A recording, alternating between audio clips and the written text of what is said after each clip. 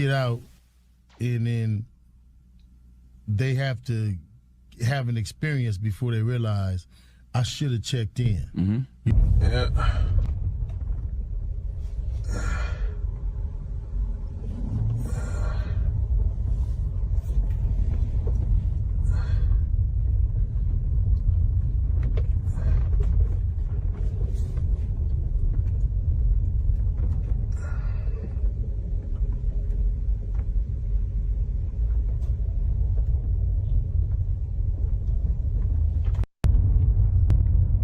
The acting United States Attorney here in Los Angeles.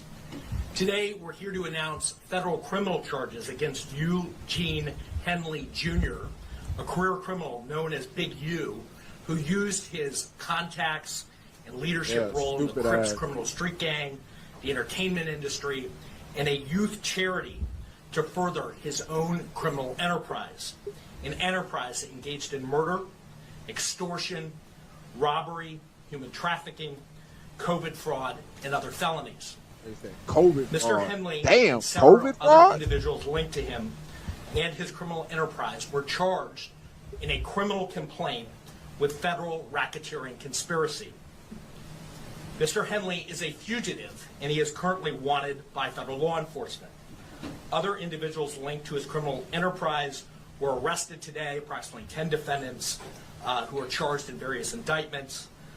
Again, Mr. Henley is a fugitive. 4 defendants are in state custody and will be transferred into federal custody. And we are still seeking Mr. Henley and another fugitive. Fam, we gotta talk, because Big U federal case just got a whole lot bigger. I'm talking about an 85-page indictment that the feds just dropped. And after reading it, I can tell you right now, this ain't just some paperwork. They added a whole lot of new allegations that wasn't in the last one. They talking about murder, trying to keep witnesses quiet while incarcerated, robbery, non-profit money, taxes. It's a lot. And if what the government is alleging is true, they're trying to paint the picture that this wasn't just one crime. They're saying this was an entire enterprise. Now, before we go over this one, y'all already know how we do it over here. And then Do we not know that already, though? indictment is just that, an indictment. These are allegations by federal prosecutors, and everybody charged is presumed innocent until they proven guilty in court. My job not to pick a side. My job is to show you exactly what the paperwork says. And trust me, some of the stuff in this new indictment caught me completely off guard. The feds are alleging Big U ordered violent acts, tried to stop witnesses from talking, and laid out what they say happened to an artist they identified as RW. We went over that in the last video, but it also included allegations involving Grammy-winning artists. We're going to separate what's rumor, what's public, and what's actually in this indictment. But before we go over this one, I want you guys to remember, I don't give you no angle. I just give you the story. So with that being said, make sure you like, comment, and subscribe. We'll jump right to it. Make another PSA. Listen, if you ever wish payday came sooner, this might actually help. It's a banking app called Current with a bunch of useful tools. And one of the main tools lets you access up to $750 of your paycheck in advance if you switch over with Current. You get a full set of features like the paycheck advance, overdraft, the bill card, and more. Whether you want to build credit or a smoother way with managing your money, it actually handles everything in one app. I actually like the app myself. That's why I partner with them. And right now they're giving away $75 for anyone who signed up using my QR code or use the link that's in my bio. Once you scan the QR code, it'll take you directly to the sign-in page. Enter the normal steps, enter your information, order your current card. Once you're done with that, it'll prompt you to a section with promo code. Make sure you enter the promo code, the family. That link automatically unlocks the $75. Make sure you go through the full sign-up process so you don't miss out. So let's check out this video. You can find it on Google where them niggas that beat the shit out of Future in the security. Future ran out to LA Club. Google Future gets rushed in LA Club. They was on him. That's why they was on him. Talking about Trick from Detroit. Nah, Trick from Detroit. So, you know, that's broke, right? So all I know is, you know, we always knew who owed somebody some money. So when we leave and we go into Atlanta, you know that story I tell Rich about when Big U saying, Wack, catch this flight with me. I want to You always telling the motherfucking story, ain't show you something. And he took me out there and took me to the Four Seasons. He said, I'm going to turn this out to the 60s. They got a blood neighborhood around the corner. You could turn that out. And I said, nigga, you tripping. I went back to the airport and left. It was that trip. That was the trip. We on that red-eye Delta flight. Same one I used to always catch lunch off on. Right. So the nigga, when we come through, Big U say, he say, little bro, is that the nigga? I look. I said, that's super shooter, bitch. I said, hey, Future, come here, let me holler at you. You know when you first come through, when you grabbing your shit off the conveyor belt on the other side of security? Somewhere, that nigga started trotting through that motherfucker. Lead a bitch. I'm trotting right behind him. We on the Delta side, right? It ain't number one flight leaving that night going to Atlanta, right? All the other red eyes on the American side. So the nigga breaks right and runs into the thing that connected to the plane, but it wasn't no plane. The nigga throws the phone. When I pick the phone up, it's another reason why Future ain't gonna say nothing, because I make the homie come on Clubhouse and tell the truth. He know, right? I pick the phone up. He say, bro, I say, what's up? He say, what's the problem? I say, oh, the homie. He said, who? I tell him. He said, what he owe him? I said, this light ain't nothing but a dime, but he owe him. He played him. Nigga been ducking him. He say, Wack, my word, I sent it in the morning. Give me his wire. My word is on me. I got business with that nigga. Let him be. He said, let him be. I said, all right, you got that. I dropped the phone on the ground and walked back out. He sent Trick his money the next day. Have you seen Future since then? Now, all over the internet, that seemed to be the focus. Big U pressed Future as of right now based on the new superseding indictment. But they also not looking at Wack indicating that it was just him and Big U at the airport. And based on this new paperwork, Big U and the co-conspirator was at the airport allegedly attacking Future. So why they got Wack as co-conspirator 1, allegedly. Last video, I'm going to go turn myself in to see what's going on. They talking about I'm a fugitive. So they just raided all my houses. 600 was actually with the police when they raided my house. And he's actually got video and footage of it. So y'all know what y'all dealing with. And I just want to say this to y'all. When they raided my houses and my property, they was asking about Wack. Wack, loose cannon, 600, and this internet stuff. All of y'all filed. All y'all who be sending shit around the internet, all y'all who be promoting and listening to what these niggas saying, all y'all giving these likes and hidden likes, all y'all supporting this. All y'all guilty of this shit. If you had something against a black man, you should handle it with a black man in the streets. Wack said 100 times he was gonna take my contracts. He working with the FBI. The FBI went to the city. Before we try to break that down and see if that's true or not, that's later in the indictment. Let's literally I don't gotta know if it's true or not. I know it's true. I know he been working with the police. start on page 1. Before we get into the murders, the robberies, and everything else the feds are alleging, we gotta understand who they saying was involved. Because the first few pages of this indictment aren't about proving a crime. They're about introducing the people and setting the stage for everyone that's coming later. The very first name is one everyone already knows. Eugene Henley Jr., better known as Big U. But look how the indictment introduces him. They don't just call him Big U. They list his allies, which is Unc, Draws, Hannibal Muhammad, Anybody Killer, and Dave Austin. Muhammad. Hannibal, that must be some type of fucking gang giving. Anybody Killer though? Dave Austin? Who the fuck is finna call you Dave Austin? Dave Austin must be some type of name where you know how y'all be doing, you know how like the mob or some shit or somebody of that stature doing like drug business or some shit. And that's the name that they give. That must be that must be what that is. Dave Austin. I mean, I'm not finna call you no Draws. I mean, I'm not finna call you no Y'all be tripping me out, gang. I ain't gonna lie. Anybody Killer, and Dave Austin. Hold on, Big U. Oh, you want all the names? A Big U, Hannibal, anybody, Unique, you know what I'm saying? Dante, Draws, commonly known to my family as Big Draw. That's important because prosecutors are trying to connect all of those names to one individual. Draws sound definitely like a family name they would give you. You know what I'm saying? Because I'm not finna see you in no street to call you no Draws, gang. I ain't gonna lie.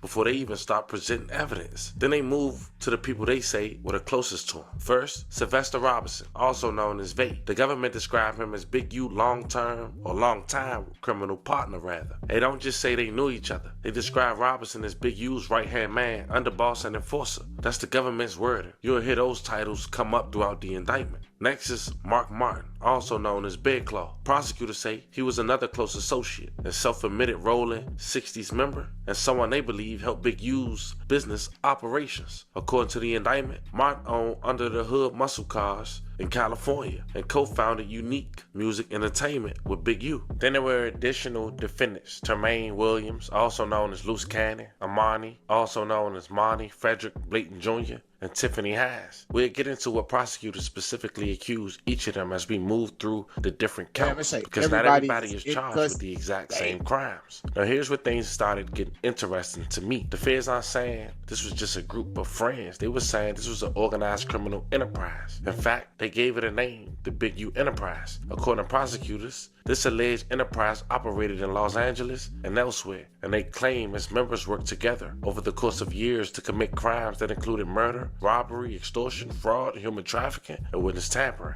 The indictment say Big U wasn't just involved in the streets. Prosecutors say he was also the CEO of a nonprofit called Developing Options. They say Mark Martin served as the chief financial officer, and Robinson was the organization payroll. According to the indictment, the organization also operated under names like Unique Ballers, Crenshaw Rams Football, Crenshaw Youth Football and Cheer, and Crenshaw Ballers. On paper, Developing Options was supposed to help keep young people away from gangs, drugs, and violence through the intervention program and youth sports. That's how it presented itself publicly, according to the indictment. But the government say there were another side of it. According to federal prosecutors, Developing Options received about $550,000 a year through Los Angeles Gang Reduction Youth Development (GRYD) program. The indictment say between 2018 and 2023, the organization received more than $2.35 million in public funding. Prosecutors allege Big U, Mark Martin, were responsible for making sure the organization complied with the grant's requirements, including employee background checks, training, certifications, budgeting, payroll, and required reporting. Now at this point, the government hasn't yet explained what they believe happened to that money. They're laying the foundation. They're showing the jury what position these defendants allegedly held before they even get into the later allegations of fraud and misuse of nonprofit resources. And that's something you'll notice throughout this indictment. The prosecutors don't jump around. They build the case piece by piece. First they tell you who everyone is, then they explain what roles they allegedly played. Only after that do they start laying out specific crimes they say were committed. And trust me, that's where this indictment starts taking a turn. Because in the next section, the feds explain what they say the purpose of this alleged enterprise really was. And it's much broader than just one murder case. Next was the check-in culture. The feds don't describe it as a network of pay and respect. According to the indictment, they allege it became a way to demand money, exert control, and determine who could safely conduct business in Los Angeles. They even quote statements prosecutors attribute to Big U from podcasts and documentaries to support that theory. And that's exactly where this indictment really starts connecting public statements to the government's criminal allegations. Now fam, this is probably one of the most talked about parts in this indictment. Because if you listen to interviews over the last 10 or 15 years, you probably heard people talk about checking in. Big U even had a podcast called Check In. Some people say it was about showing respect. Others say it was about making sure everybody was safe. According to prosecutors, certain people coming into Los Angeles, including professional athletes, musicians, entertainers, and even people involved in criminal activity, were expected to contact Big U before doing business in the city. The indictment say the purpose was simply introducing yourself. The government alleged people were expected to ask permission and in many situations make payments to receive what prosecutors describe as protection while they were in Los Angeles. Now here's where this section is a little bit different. The feds aren't relying on only one witness statement. They're using Big U's own public interviews, documentaries, and podcasts as part of their case. In the Big U podcast Checking In, the quote lyrics from opening Check In when they arrived in Los Angeles and warned them if they don't, it's gonna get hot. Hop off the plane, check in.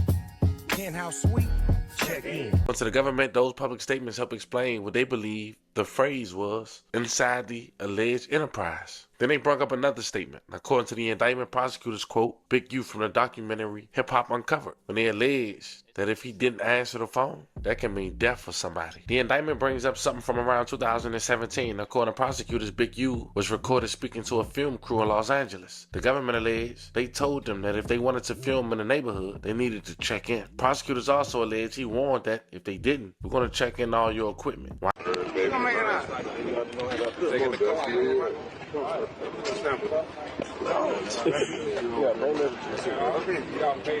Don't matter. You're nice so hard.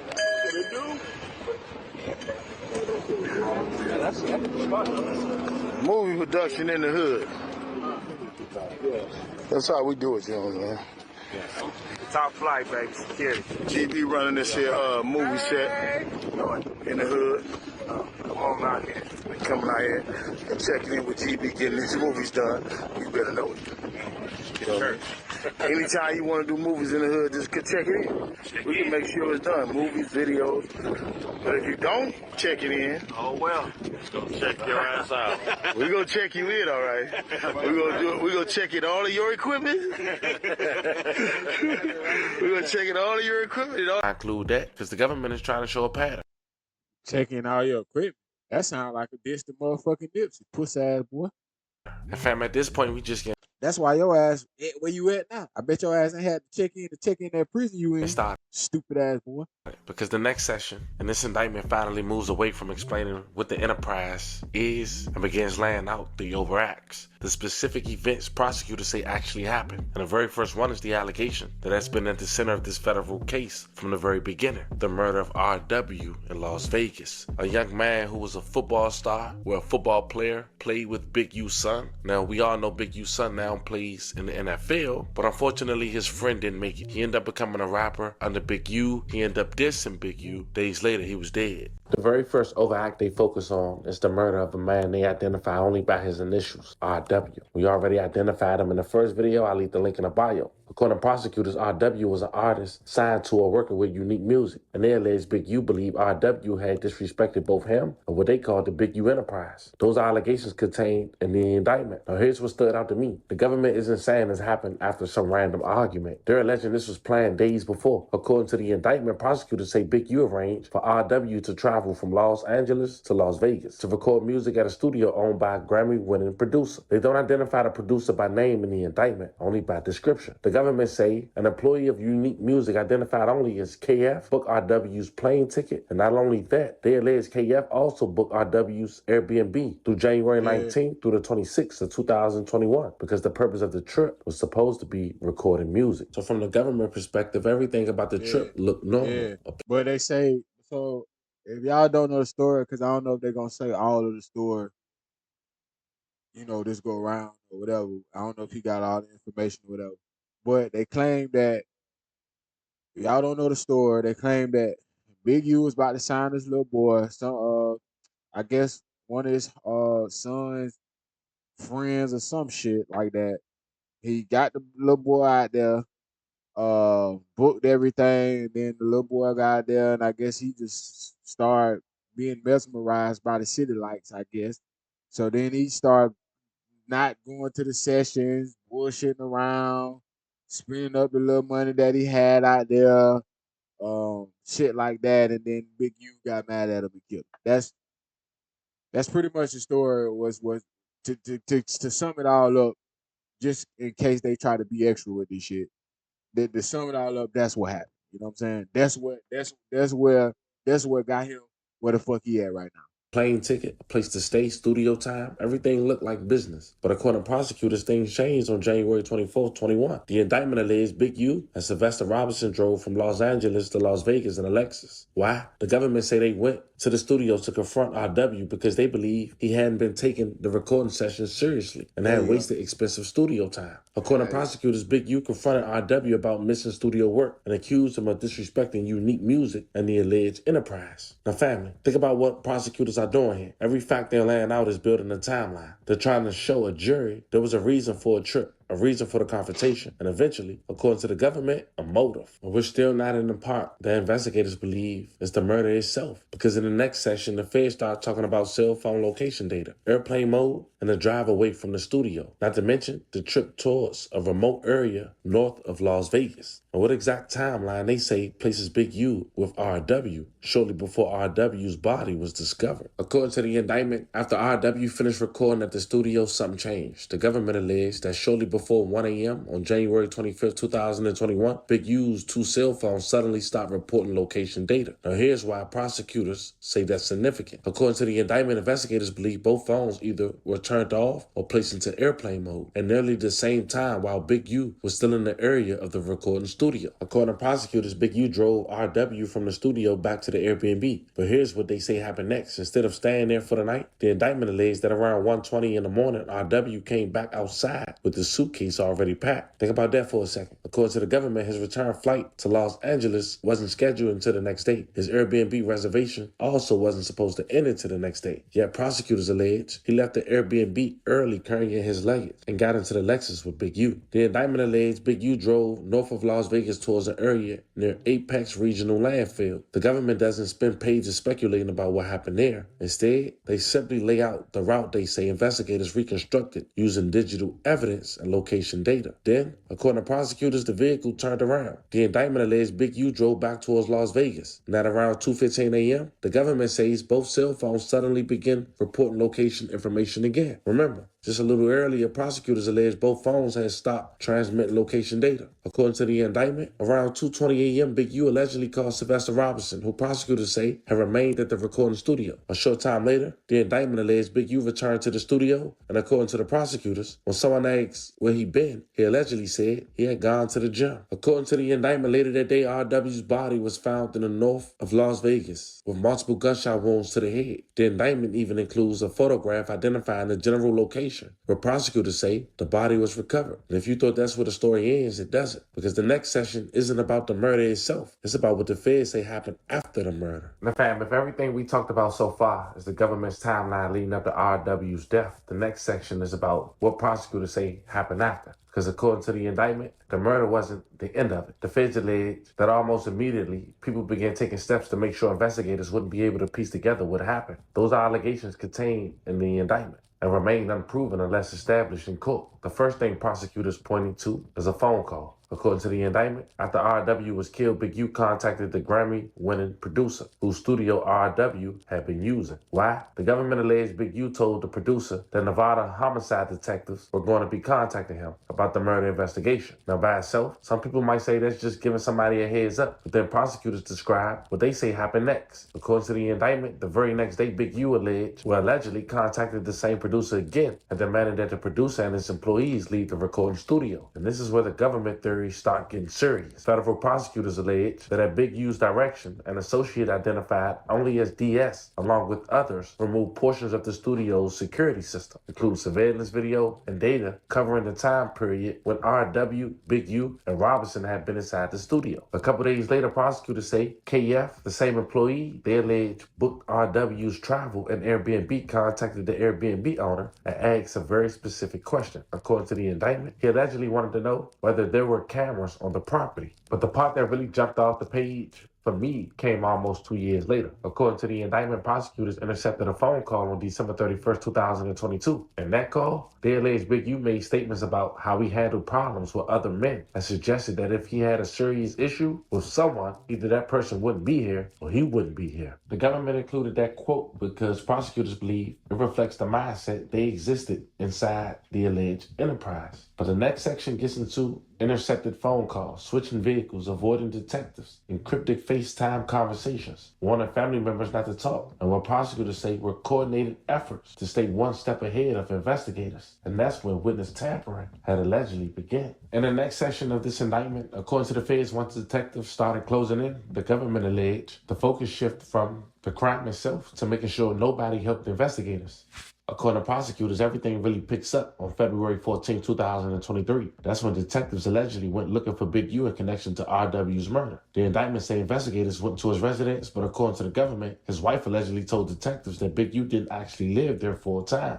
According to the indictment, after speaking with detectives, Big U's wife allegedly called him using his father's phone. The indictment even alleged Big U's first question wasn't, what do they want? According to prosecutors, he asked, how many officers are there? According to prosecutors, after learning detectives were looking for him, Big U allegedly stopped going home for several days. The government also alleged he switched vehicles with co-defendant Sylvester Robinson. Again, each one of these facts standing alone may not prove anything, but prosecutors are telling the jury to look at the total picture instead of one event. Then on February 21st, 2023, Big U allegedly instructed his own son not to talk to anyone about RW's murder. The indictment also alleged he told his wife to contact KF's mother. But here's what caught my attention. According to prosecutors, he allegedly instructed her to use FaceTime for their conversation. On July 5th, 2023, federal investigators had a hidden recording device inside under the hood muscle cars. Prosecutors alleged that after law enforcement tried... And I ain't gonna tell y'all why it was said that use FaceTime. I ain't gonna tell y'all. Just know though, back then it was, man, I don't know why the hell y'all be on that FaceTime.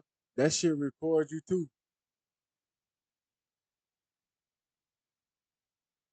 That's all I'm gonna say. I'm gonna leave it at that. If you put two and two together, you'll get it.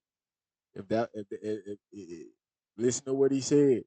Was instructed to use FaceTime. Then you put two and two together with what I just told you. It'll make sense to you. Contacted Big U, Mark Martin. Big U began wondering That's all I'm gonna say.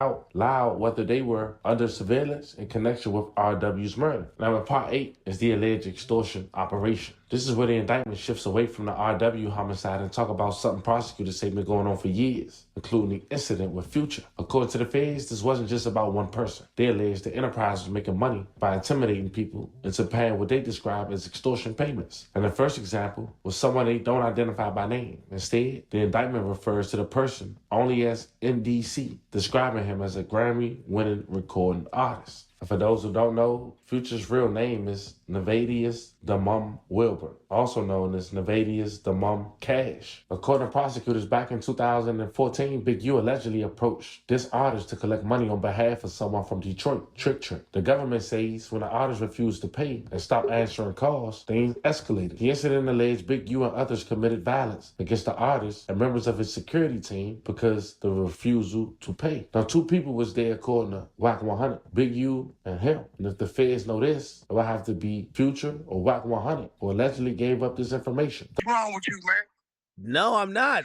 That's why I said I wasn't gonna call you. Remo, I just called Remo all kind of bitch ass niggas.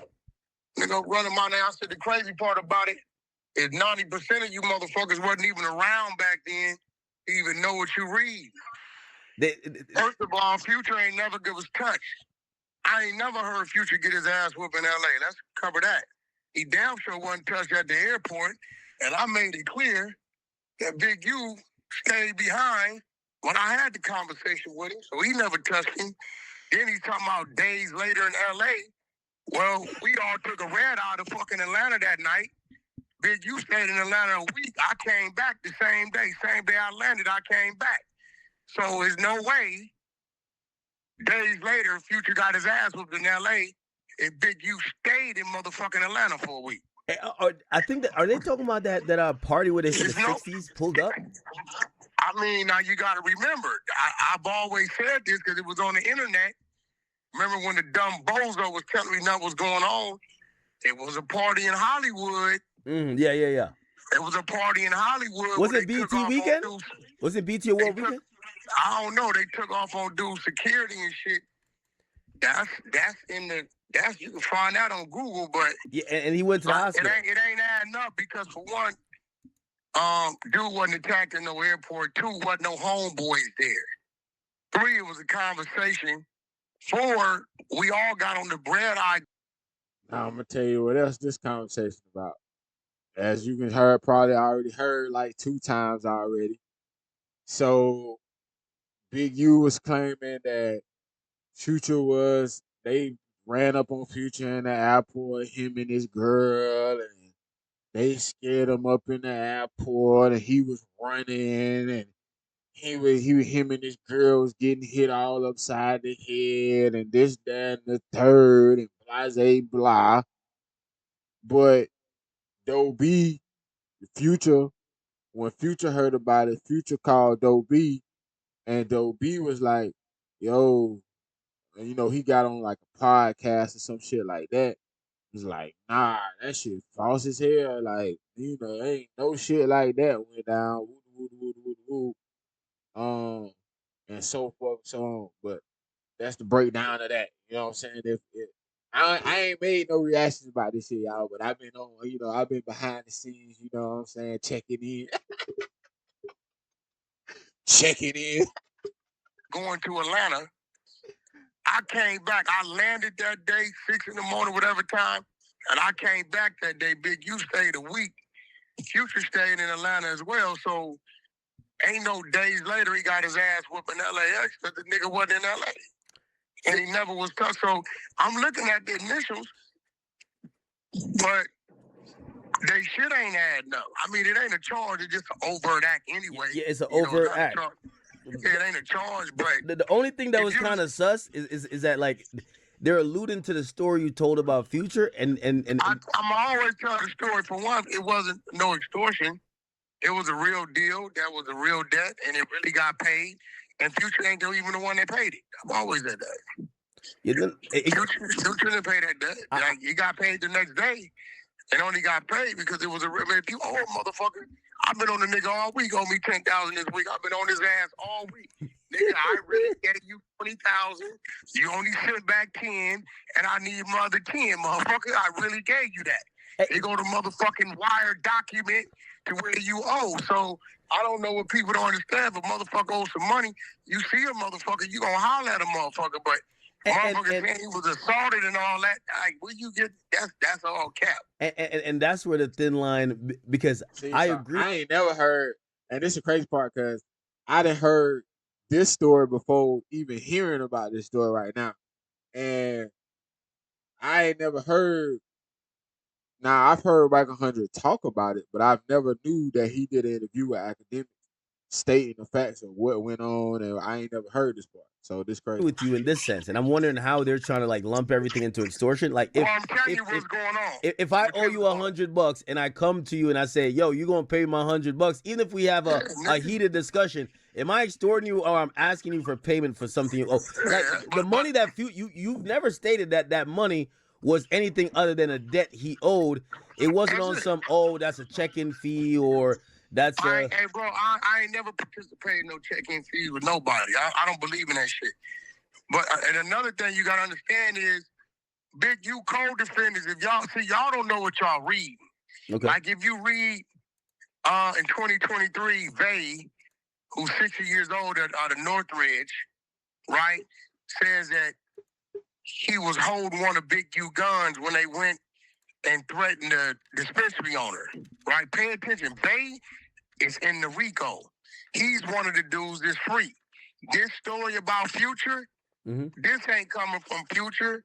This is coming from one of his homeboys on the RICO telling the story of what he thinks has happened, and it's between two of them. It's either between Hop or Bear Claw, right? Why do you think the feds put this in that? Because it wasn't in the other indictment. It's just an overt.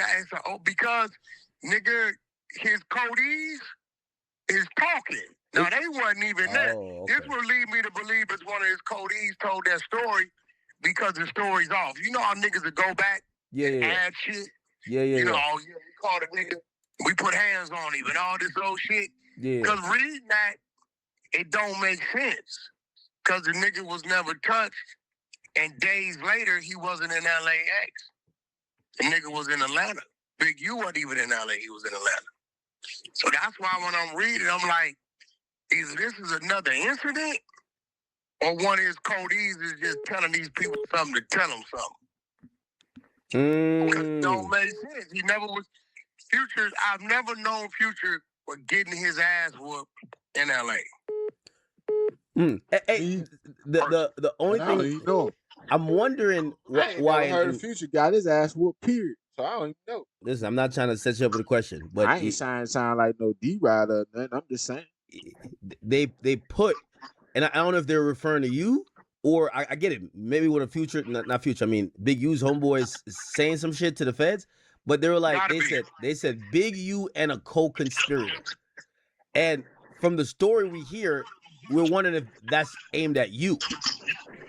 Prosecutors allege that just a few days later, Big U and another person chased the same artist through Los Angeles International Airport in another attempt to intimidate him into paying. They only speak on 2 people, fam. That's important. And remember what I said earlier in this video. Years ago, Wack 100 publicly talked about an incident involving Future at the airport. Then the indictment moves to another alleged victim, identified as Victim 1. According to prosecutors, Victim 1 was involved in promoting music and clubs before later becoming associated with the unlicensed marijuana dispensary in Los Angeles. The government alleged that for years, Victim 1 was paying Big U as much as $25,000 a month in extortion payments. They alleging a reoccurring payment that continued until Victim 1 eventually stopped answering Big U's phone call. According to the indictment, that's when things allegedly escalated again. Federal prosecutors say July 5th, 2021, Sylvester Robinson, Tremaine Ashley Williams, better known as Loose Cannon, and about 9 other individuals allegedly went to Victims 1 marijuana dispensary. The government alleged they robbed the business, taking cash, marijuana products, and personal property from the people inside. Victim 1 was then invited to Big U's. This was first started getting them fucking look that I guess you would say by the feds. This is when I know he started. You know what I mean? Really. Well, probably was known by feds, but it was starting to take a turn for him with the friendship with the feds. For this incident right here.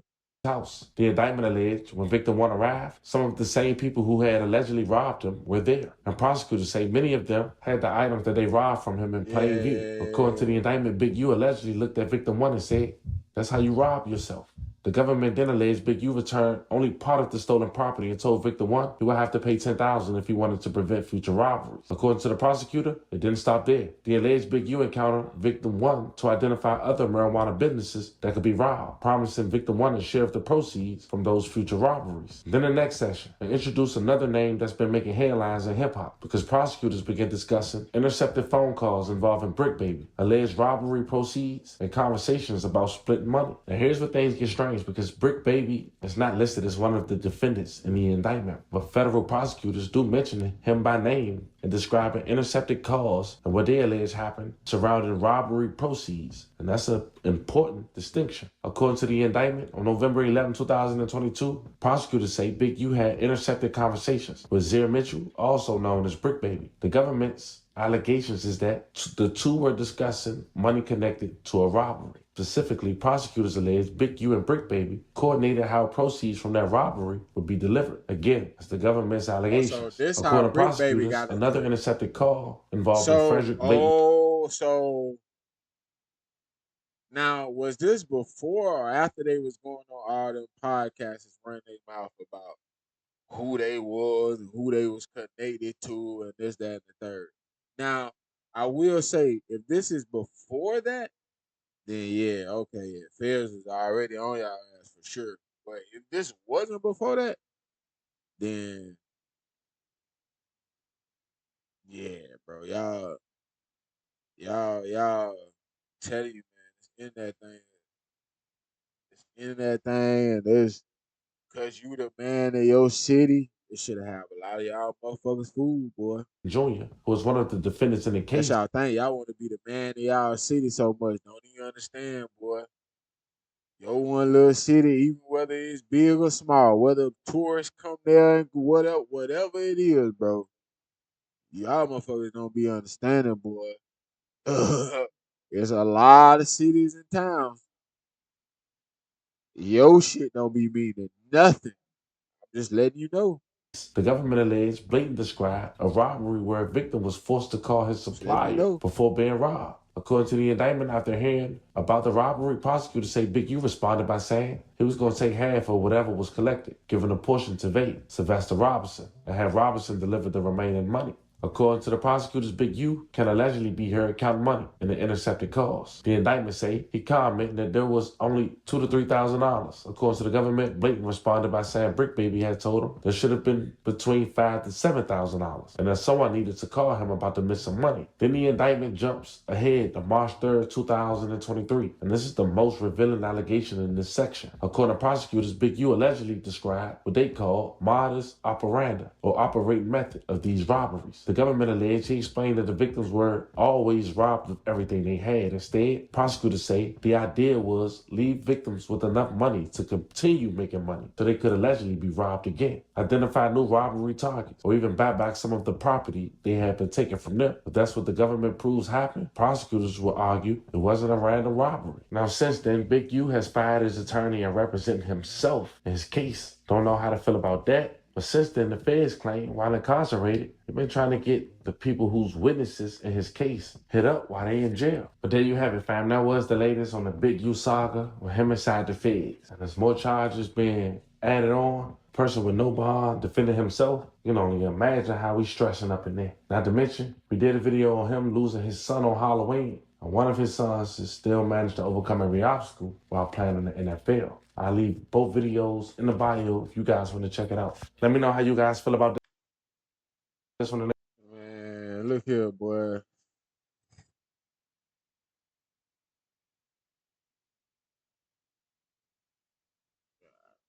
Yo, you motherfuckers, you motherfuckers, you motherfuckers, start worrying about being a man to yourself. You motherfuckers want to be the man of every single body else but yourself. That's why you motherfuckers be getting railroaded. You know what I'm saying? Spent back on and all this bullshit. Cause you motherfuckers be wanting to do too much, bro. Just chill, bro. You know what I'm saying? Just chill. You do what you just do what you do. Motherfucker ain't gotta know what you do and what you would do about it. That's your probably our motherfucker want everybody to know what they are doing. That shit don't make you no gangster, bro. It's so crazy that's so crazy how the universe make you think that do though. It's so crazy how the universe make you think that's what it is. That's how you supposed to do it.